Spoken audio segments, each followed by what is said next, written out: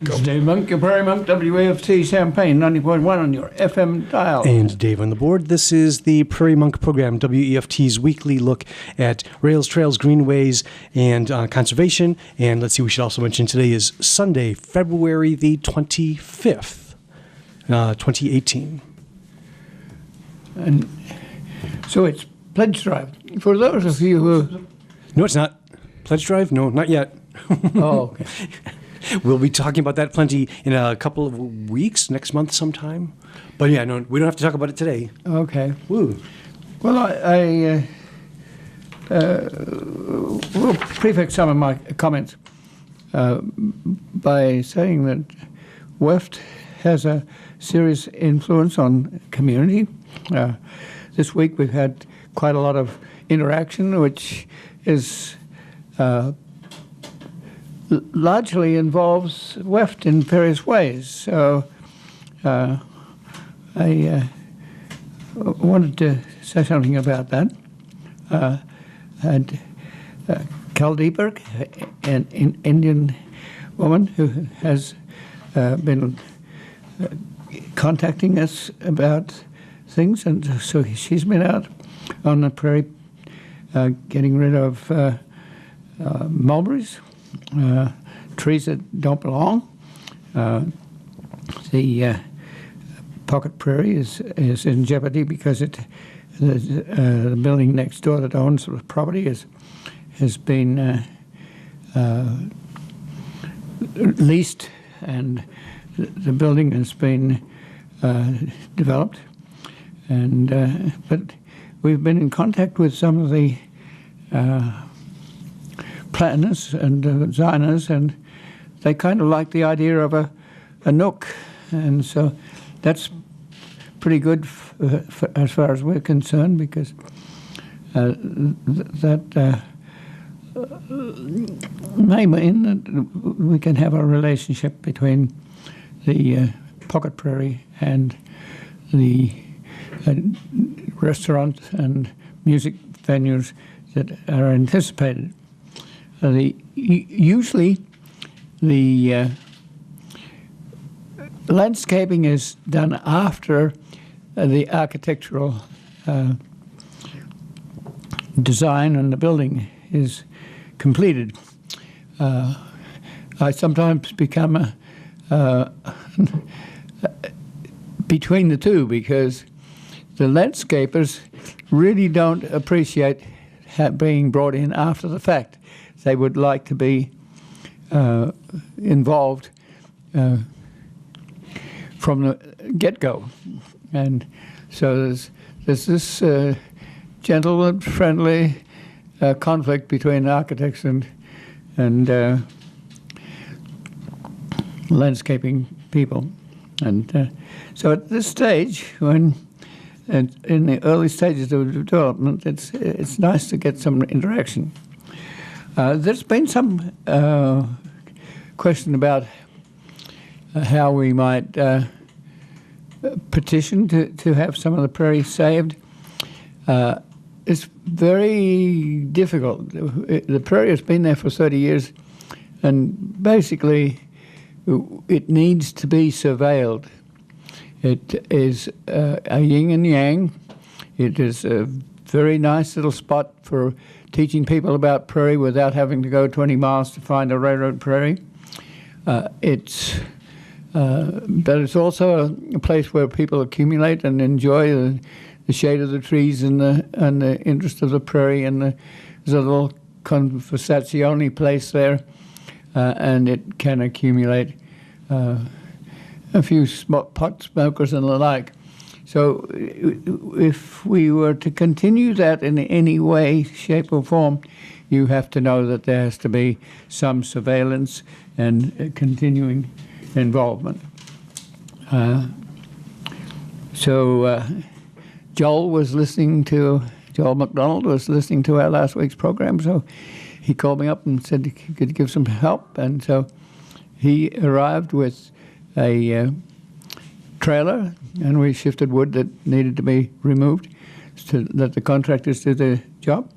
And the contractors have been quite amenable and understanding. They have to bring in big equipment, and they've had the street closed off some.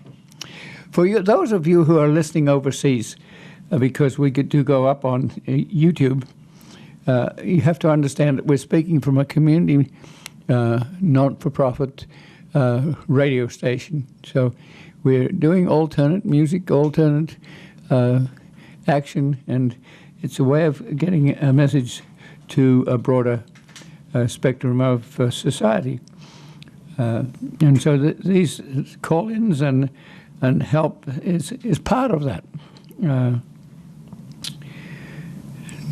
Joel also moved a bunch of plants. We have a contractor that's taken out a stairwell to the upstairs so that the downstairs and the upstairs don't communicate indoors anymore. So they have to go to an outdoor stairwell, and we had a lot of prairie plants in pots at that location. So we removed those. Then I had a call in from Isaac, who was a Wefty, and he had a question about a plant. So what was the plant? We eventually sorted out that the plant he was interested in is bundleweed. And bundleweed is a candidate for a perennial form of soybean. One of the problems with soybeans is that they it's a row crop and it has to be planted each year, and it contributes to erosion quite considerably. So that eroded soil, plus its phosphorus and nitrogen and all the chemicals that go with herbicides and the like, go down the Mississippi to the Gulf and create a dead zone. So to be able to develop a new legume which would have taste and yield and the appropriate bacteria on its feet, it takes 50 years and 50 agronomists to work on that. So Joel, I think, has a leg in genetics and perhaps in genomes. So one of the things you can do these days is to create a new species from an existing species at a faster pace by dealing with the genomes. And he had one question. I think he's thinking that bundleweed, which has now been sanitized, as all the prairie plants used to be weeds, warts, and curses when they had to get rid of them. Now it's called bundle flower. So it's bundle flower. And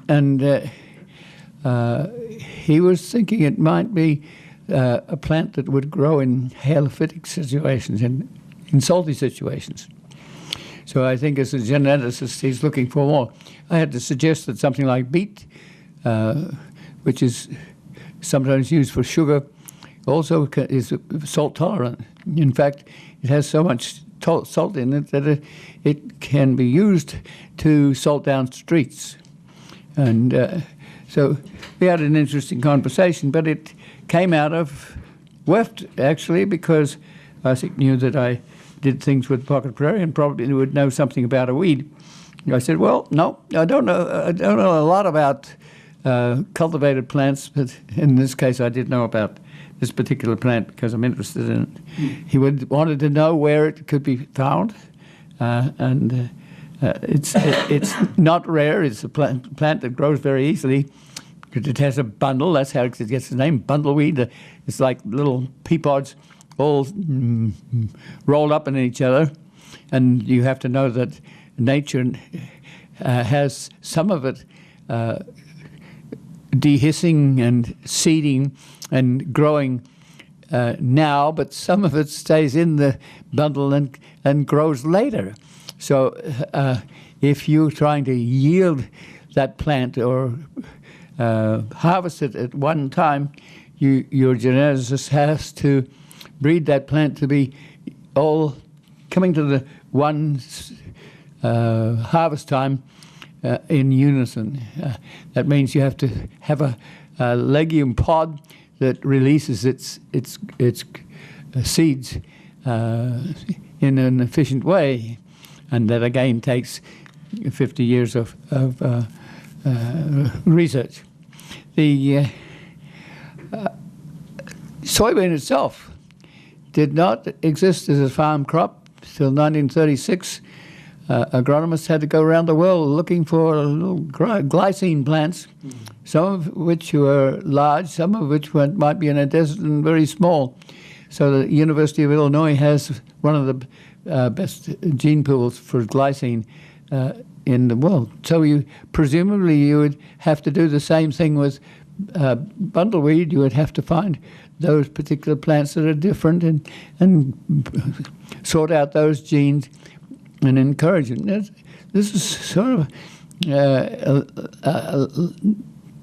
demands a lot of statistics and mathematics, and it needs imagination. So that was an interesting call. We often get adjunct help. There's a poinsettia plant that's still alive because Busey Bank provided they set aside the plant when I'd suggested that when they have Christmas poinsettias, often the day after, they end up in the bin. And so we save one of those, and that's in the front of WEFT. And we have flowers from Flourish, and we have chairs from dumpsters in the back of a Lincoln building. And it's just, and this week we had water in the basement because, it's a lot of rain and the soils are saturated, and the old plumbing in and under the city streets is not the best. And between those factors, you have a wet basement sometimes. So then, guess what? We pulled a viable dehumidifier out of the dumpster, and it's now in the basement of WEFT, drying out water that, if you leave it there, will create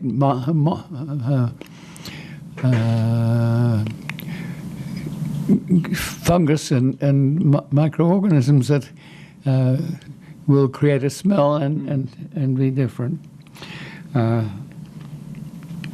We had a para-public workshop with WEFT, and that was discussing how do you work with the public to get public information, and so we're pleased to be doing this with the aid of the Urbana public television, so that we put it on television. We drop pictures in. David has been very helpful in putting pictures into the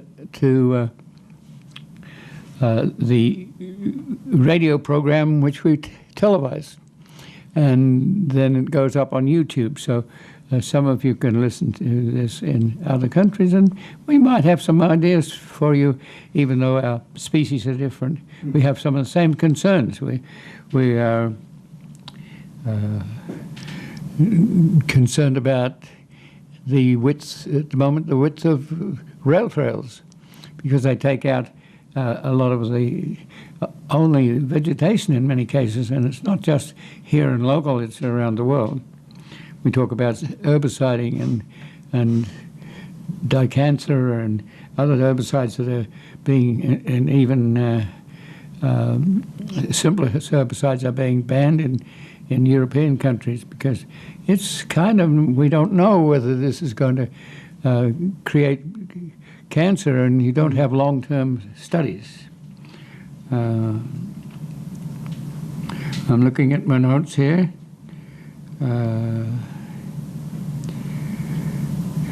Yeah. So we will be going to a Prairie State Conservation Coalition meeting shortly, and David will be there too, and we'll be talking to people who are interested in helping us to interpret places like the Pope Prairie.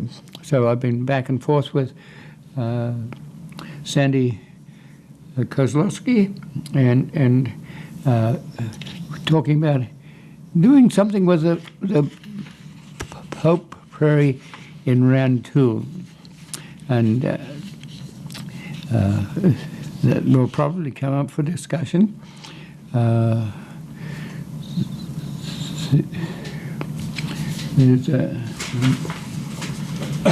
Did you have a set of notes? Mm-hmm. Okay. No, I've got. We try to keep together here because we try to drop in pictures, and so sometimes it's important to get a timing for the program, and so David works with that, and we try to get a script together early. One of the questions about the Pope Prairie is that it is. We bought it some years ago, and neither the seller or the buyer finished all their details. So if you go to the county to look up for the Pope Prairie, the previous owner is still paying the taxes. So that can be awkward. It means you're not a real citizen for doing things like working with interpretive people who have put in $500 worth of help to interpret this prairie. So that means we have to go to the county seat and find out what the status is, and you have to do research. So first of all, you have to document when there's a transfer. There's a transfer form, and there's a need for information. So you need to know whether this is a township and range details, where you'll go to a township, and this is in such and such township. It might be in 19 township in county Champaign, and then it's in range XXX, and then it might be on a northwest corner of the range number such and such, and then within that corner it's 150 feet here, and if you're on a curve, which is our case, you have to state the radius of the curve, and so this comes to be about a third of a page. Sometimes it's a page and a half of detailed information about the site. And we haven't done that, and we haven't submitted that. So that means we have to go research it and figure out what was done with the neighborhood territories. And you have a room full of books, and you have indexes, and so when this 22 acres was divided, what were the adjacent properties? The Department of Transportation is on one side with Route 45, and it's on the other side with an old Route 45, and the county is involved at the county section road. So you look for this information, and you find it by the date often. If you know that Chanute wanted to have dual highways at a certain time, and this was a part of a dual highway, and then part of the dual highway was not built, then it was planted to ash trees, which are taking the emerald ash borer and dying, and the prairie is starting to come back. It was there in the first place. So if you can find the date when Chanute decided it wanted to get its military people in and out of Chanute quickly with a dual highway, then that might be a date to go look for. Or you might go to the Department of Transportation to find out when they decided to build a road. And these things are very nicely documented, tremendously neat records made by hand. And you have to respect the people who did this years and years ago. This was not computerization. It's now computerized. But you have to look, and there's stacks of these books, and they're very heavy books. And they're on rollers, and you put them out on a table, and you treat them carefully. Often they're covered with plastic so that you won't ruin the acid base of the original paper. So we look for documentation, and then you have to register this.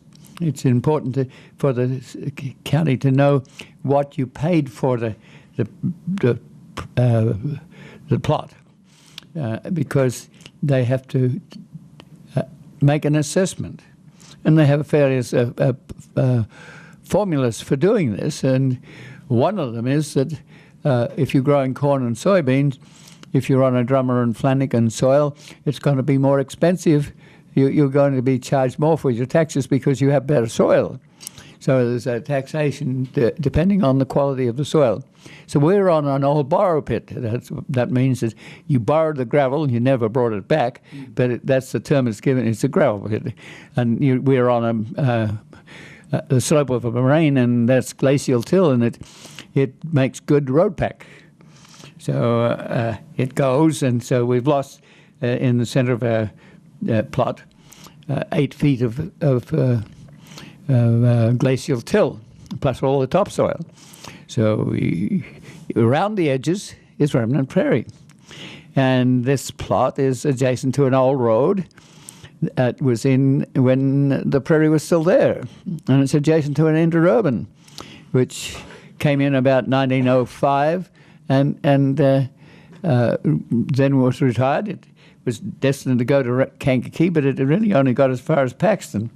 But you have to know that this was this interurban had a name and it had a date, and that it is valuable because it has remnant prairie on it. And then a little bit further across is an active Canadian National Railroad, which was Illinois Central, and they were paid in the 1850s or perhaps in the 1860s to put in a railroad, which came to Champaign. And they received money to do that, or they received plots of land that they could sell or set up as towns. So Champaign has a town plat that is parallel to the railroad because of that. So you do that sort of information, and the assessor will ask you, are you going to put up trailer houses or whatever?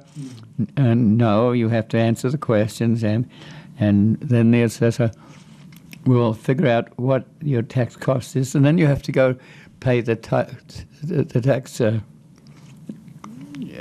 collector. So these are all different offices, and in our case, we have a tax exemption, so we have to include that. Some of this language is boilerplate, so you have to be aware that an attorney who handles the land can probably be very, very helpful. It's probably costly, but that's part of what we do. So let me see the time. What's your time? 30 minutes. 30 minutes. Now I want I want to go to Pope Prairie. We've been to Pope Prairie before.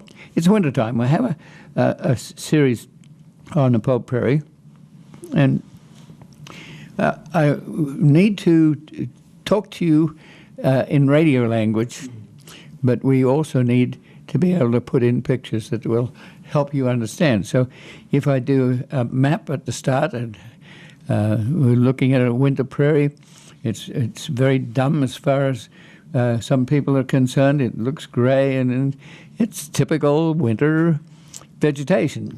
It's not removed. It falls over. It accumulates litter, and so we need to look at this with a friendly eye to something that is natural, and we have only 0.01% left. We have 1/100th of 1% of the remnant prairie that we had in 2/3 of the state.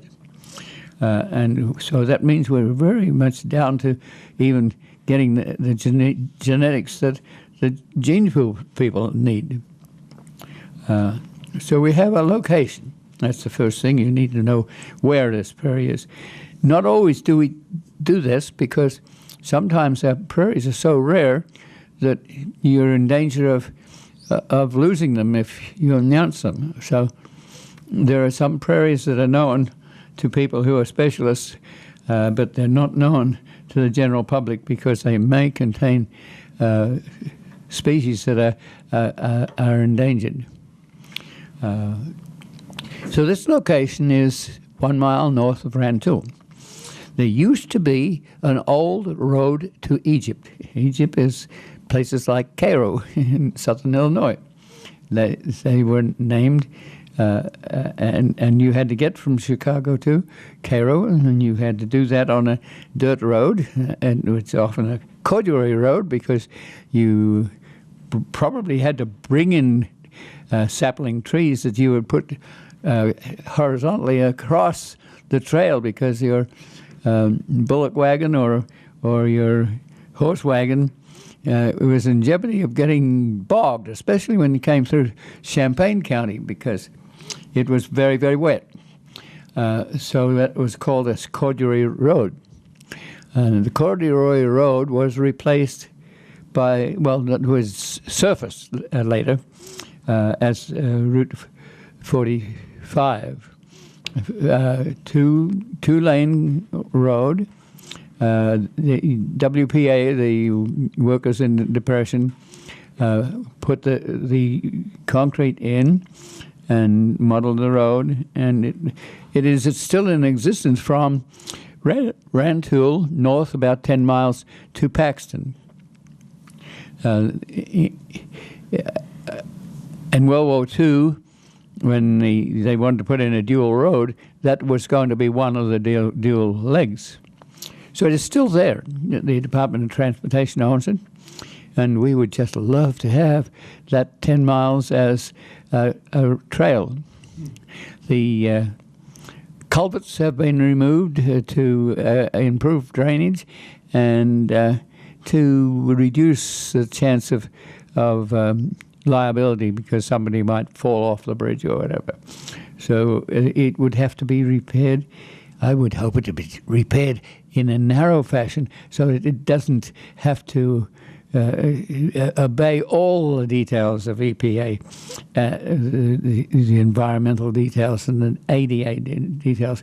You don't have to have a hugely wide trail to make it a trail. An 8-foot trail is quite adequate. So we're looking at a site that is at one end of this, and so later came a new Route 45. It was the one that was intended to be a dual highway, so it took the old road as one of its legs, and that never happened, but that was the intent. Route 51 went in to the west, and that obsoleted that idea. But that road bends out around the cemetery, and probably if you'd gone behind the cemetery where there was a old road and an interurban train and a railroad, there was not enough room to squeeze in between the cemetery and the other infrastructures, so they probably had to go around. So there's a big bend around the cemetery, and it's a reasonably respectable Route 45 highway, and it takes a lot of traffic. 57 has taken quite a bit of it, but it's very active. The pieces of the old intended dual highway are there. They were planted by the Department of Transportation to ash trees. And ash trees are subject to emerald ash borer, so they're gradually dying. But interestingly, the prairie plants that have been in the soil with their seed and sometimes their roots that have been shaded out by the ash trees are now coming back of their own accord without any dipsy-doodling of seed or anything. So we're watching this, and in front of the cemetery, everything is mown because it's a nice idea of a cemetery. So you have some history in the cemetery that helps to alert people to what was happening when and where, and the prairie that we're concerned about is 9 acres on the front of a glacial moraine. That means that you have glacial continental glaciers that sort of stopped at that location and dropped the rock and rubble that was in and on the glacier, and that became glacial till. That glacier would sometimes carry house-sized glacial erratics. They usually dropped out through the ice long before they got here. We have a few glacial erratics. You can go buy one, and you probably have to buy, if you have a 4 foot by 4 foot glacial erratic, you'll probably pay $300 for it, depending on what it is. Well, it's mixed different geological rocks. So some of the glacial erratics are sedimentary rocks, some of them are igneous rocks. It depends on what you want and what you're getting. But there's so few of them dropped out so far south of Canada that you don't have many left, and they're interesting features. And they tell something about our history. So we have, south of the cemetery, we have a very wet spot which simulates the sort of a situation that existed in places like Flatville in Champaign County when settlement arrived. Going gently up the moraine, you come to the cemetery, and then it's a little higher. There's some glacial activity there, that's made it a higher spot, and so often cemeteries are on a higher, better drained place, so people can visit. If you go to Loaded Cemetery, for instance, there's a nice little concrete road that goes right to the cemetery, and as the Mexicans do with the Day of the Dead, you would visit your people. That hasn't been as frequent in recent times, but it's there, and the little prairie is nearby, and let's run through it. If you stand in the middle of the prairie and you look towards the railroad line, the second picture that we'd like you to have is to look towards that railroad line. And perhaps I go back to the first picture again. If you do a cross section, you go active. You're going from west to east, active railroad line, inactive, abandoned, interurban, old road, borrow pit, then dual highway, never developed, but in ash trees. Then you have the regular Route 45. Then you have farmland. So if you stand in the middle of our little prairie, you're standing in the middle of a gravel pit, and you're looking towards the train line, and there's a train going up there. That's lets us remind you that this is a freight train chugging up the face of the moraine. And although you don't think moraines are very high, they might be 100 feet or 200 feet perhaps. But sometimes if you wanted to get a heavy steam train over the moraine, you had to have a pusher engine on the back of the train to push them up and over. So just seeing the train is there reminds you that also there were railroad laws that prevented people from actually digging up the railroad bed for agriculture. This is some of the most valuable soil in the world, and it has taken 10,000 years since the last glacier moved away, plants have come back from a refugia. Sometimes they come from the east, and sometimes the west, and sometimes from the south. Sometimes the glacier has moved around a hill. So in northern Illinois, we have some unglaciated areas, and the plants there have remained, and they can move out after the glacier retreats. So the south portion is very damp and would have had damp prairie. The things like cordgrass would have found a home there.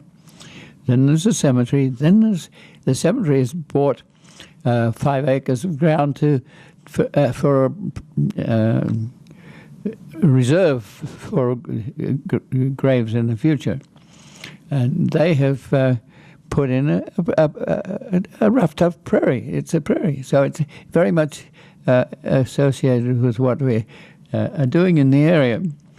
And then there's about 8 acres of farmland, which we would just love to buy on a kickstart or something to increase the prairie so that you would have a continuous prairie here. And then we have the 9 acres of prairie. We're about midway up the moraine, so it's you're getting the mesic sort of species. As it gets to the top, it gets to be loess, which is blowing across the state after the glacial meltways dried up, and then you go down gently on the backside of the moraine. And we've done this many times, but what we're doing is working with people who would like to give us a hike video. So the $500 that we've been assigned is to put that sort of video together so that you could go to the Urbana Free Library and get this video and look at it in summertime when you only got a chance to visit in the wintertime when it didn't express itself in the same way, or you did go to special events or that might give you graphs and charts. Sometimes it's helpful to see the stratigraphy of the area. The stratigraphy it relates to the moraines melting at a certain point for many, many years. Then if the world warms, they go to a different place. And then if the world cools, it goes to another place. And so that's the science of stratigraphy. And so we're looking at that train, and we've gone up the hill, and it's going to go over dry areas. And we're looking across a little creek. And that creek comes because the people on the north side of the moraine wanted to take some of the water that was prevalent in Champaign County and channel it into drains, and so there's been a cut in the moraine to allow water to move down and through the Pope Prairie. So this little stream is subject to erosion if you get a lot of water. But it also gives us a creek, and it gives us a range of habitat. Let's turn around and look towards the dual highway, and you'll see that the emerald ash borers really are killing all those ash trees. It would remind us that when you plant a forest, it may be helpful to have some ecological diversity, because then you don't lose all your forest at once. But emerald ash borer is progressively taking out the trees. We don't go over there very much because if you walk on this territory, you're probably going to have emerald ash borers, eggs or whatever, and you might just take them to a town, and an old ash tree will succumb to emerald ash borer. So we discourage people from taking some of that dead wood and taking it to another county or another state, because that has the same problem. You spread the ash borer around. So we're looking across that little stream, and we're also looking at the prairie. It's a matter of regrowth succession. Regrowth succession is where something is coming in after the glaciers removed because it well warmed up, and so the plants are coming back in, and give them 10,000 years and give them a chance to develop niches and find a place, and you start to have a prairie. And that prairie develops organic matter, so that when you look at something like a Drummer or Flanagan soil, it has a lot more organic matter in it than perhaps a skeletal soil like a xenia, that it might be at the top of the soil catena, which is a range of the soil types as you go down this moraine face. As you go on the backside of the moraine, the soils will be slightly different, not quite so much drop of rock and rubble on the moraine. So there's a winter thatch, which we kind of revere because it's where the plants fall over in wintertime, and that becomes the organic matter that has made these rich soils.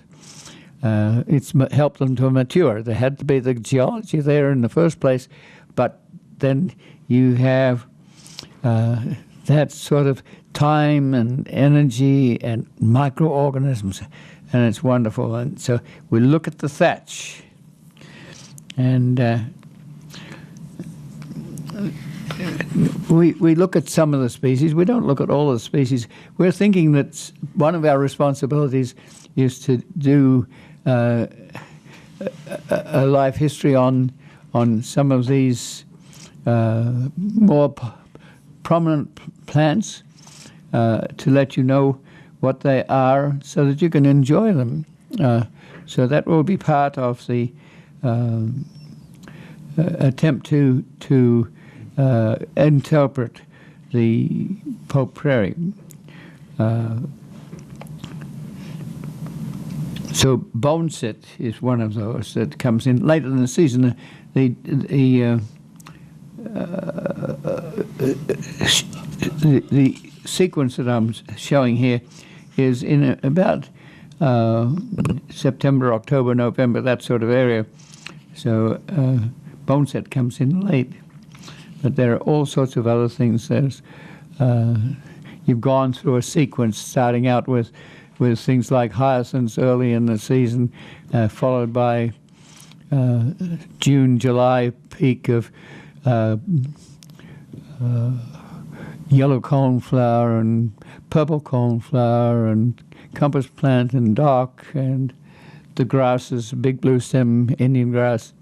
And so we're moving through some of those things. So we have a picture of indigo, which is a legume, and we have had part of our prairie has been dug up for agriculture. So we've been reconstituting that with seed from the adjacent interurbans. And so Baptisia, or indigo, has taken off very well. So it's expressing itself there. You have to watch you don't get too much of one species. You're trying to imagine what a remnant prairie was like, how it was. So for that reason, we don't really enjoy people dropping extra seed into a remnant prairie because it looks a little ratty. We would really like to imagine what it was like when settlers came here. And you can only do that by looking at the remnants that we have. So we seed carefully. If it's on the little stream, we may put some ironweed or something that likes wet feet. Then we also have to look at the microorganisms. People don't see the soil as every spoonful of soil is full of millions of bacteria and fungi, and this is what makes the health of the soil. And unfortunately, all the chemicalized farm activities have taken most of these associations out of action. So the remnants become very, very important. So I have a photograph of a puffball, and the puffball was under a bin that we had there. It was a protected place. It was a moist place. And so we lift up the bin, and there is a puffball, and it has spores, and that's part of the microcosm of a prairie. So we have stiff-leaf goldenrod, and I'm doing this with a cell phone, so at the time I didn't get focused quite well. But you can see behind the stiff-leaf goldenrod, you can see its structure. You can see that it's not like a feather duster. It's got a flat top. It's different from a common goldenrod.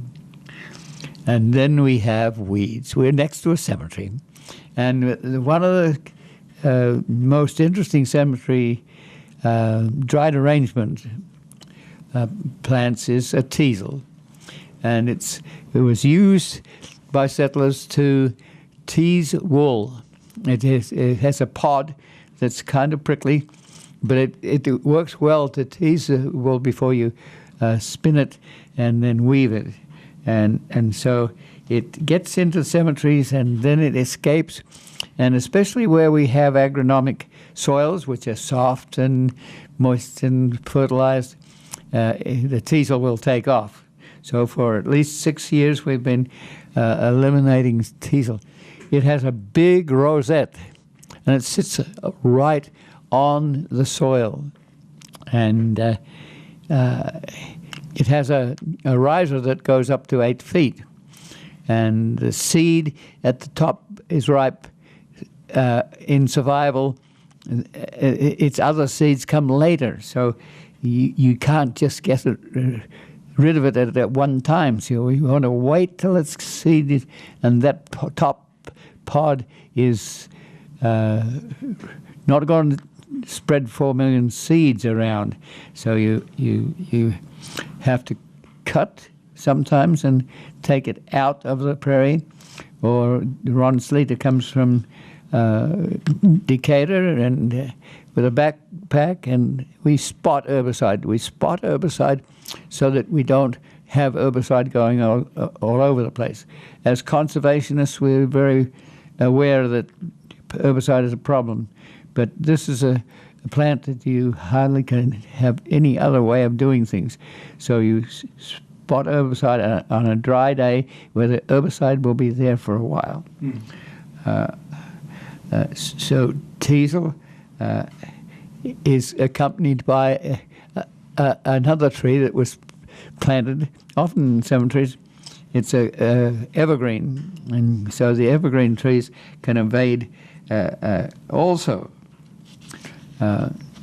Then we look at the little stream again and see that deep-rooted plants like compass plant and dock have survived, and they actually hold the soil together. So being a prairie and having that stream come through the prairie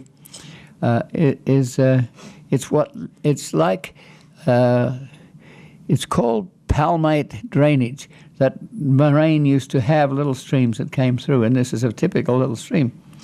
But you have the plants right on the edge of it that help to hold it together and save it from going into a drain and down to the Mississippi. So we have a couple of pictures that are erosion control.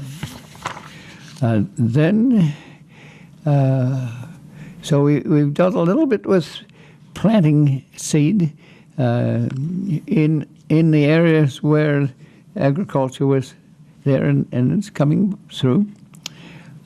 we plant grasses, or we don't plant grasses too much, because if you do that, the grasses take over, so and deny the broadleaves. So, but we have a grass field. You can see the distance. And we have specific clumps of grasses that hold things together, and things like legumes like prairie clover are there, and you don't have a lot of people, organisms like hoary puccoon that often have associations. Eventually, when you get to your prairie, you hope there will be associations with one plant providing one biochemical, and another providing another, or an insect doing pollination or stuff like that. 4 minutes. So we have switchgrass, which stays up over winter. We have coneflowers with deep roots. Then we have off-road vehicles that can screw up 70 years of work in preservation work in 5 minutes. So we watch that, and that means we have to have signs. That's if people read them, but they have to be big, bold signs, and they cost an awful lot. Like a good sign can cost you $200, and then you have to put it in, and it has to be permanent enough to last for several years, because you don't want to be doing this biannual. Then we have people who help us with picking seed. Liatris is a very common prairie plant, and it's easy to harvest. You milk it, and when it's ripe, it'll come into your hand, and you can harvest it. And so, once again, we have people who do that. I help from the university has come and done that quite a bit.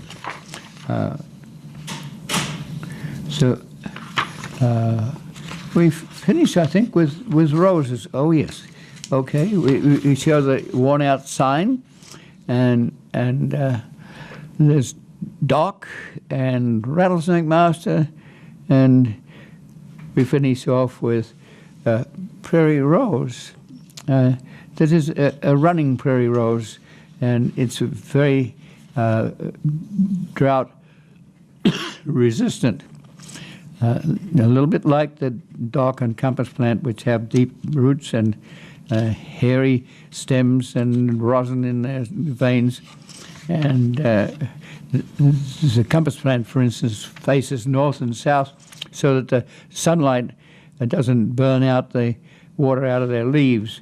And so they become a compass plant that early settlers were dependent on, because human brains, when you go 100 miles and you don't see anything that tells you what is north and south, you end up on your back doorstep. So it was very handy to have a plant that said, this is north and south, and they could follow that. About a minute. So we hope to interpret that prairie. We won't really want to have a trail. We figure that one of the best things to do is to gently walk across the trail, just perhaps like a buffalo would have, and then you will inevitably stand on species, but they'll survive. But if you paint a trail, it gets to be too much for the species, and the trail gets to be formalized so that it destroys the prairie. So I think we're getting to be toward the end. Thanks for listening. This is Dave Monk, Prairie Monk, WAFT Champaign, 90.1 on your FM dial. And Dave on the board. As always, the views and opinions expressed are solely those of the speakers and no one else.